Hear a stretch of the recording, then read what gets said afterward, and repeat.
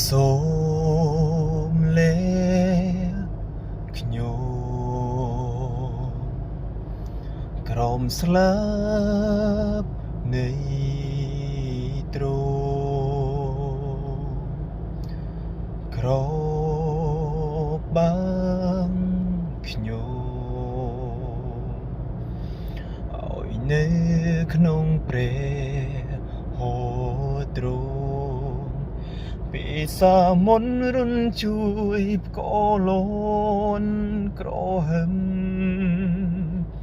ខ្ញុំនឹងហើរឡើងជាមួយទ្រង់លើភ្ជួបិតាទ្រង់ជាស្ដេចលើទឹកជន់ជោខ្ញុំឈរស្ងៀមទាំងដឹងថាទ្រង់ជាព្រះពេលសាមុនរុនជួយផ្កលូនក្រហឹមខ្ញុំនឹងហើរឡើងជាមួយទ្រង់លើភ្ជួបិតាទ្រង់ជាស្ដេច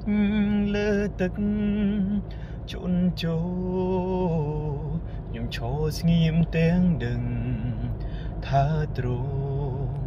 ជាព្រះខ្ញុំឈរស្ងៀមទាំងដឹង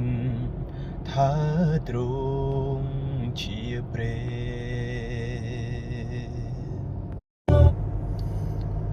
សូមលេខ្ញុំក្រោមស្លាបនៃទ្រ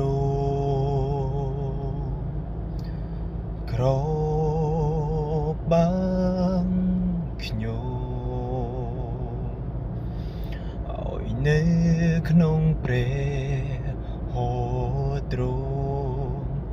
ពីសាមុនរុនជួយផ្កលូនក្រហឹម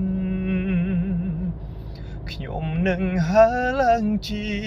មួយទ្រង់លើភ្ជួបិតាទ្រង់ជាស្ដេចលើទឹកជន់ជោខ្ញុំឈរស្ងៀមទាំងដឹងថាទ្រង់ជាព្រះពេលសាមុនរុនជួយផ្កលូនក្រហឹមខ្ញុំនឹងហើរឡើងជាមួយទ្រង់លើភ្ជួ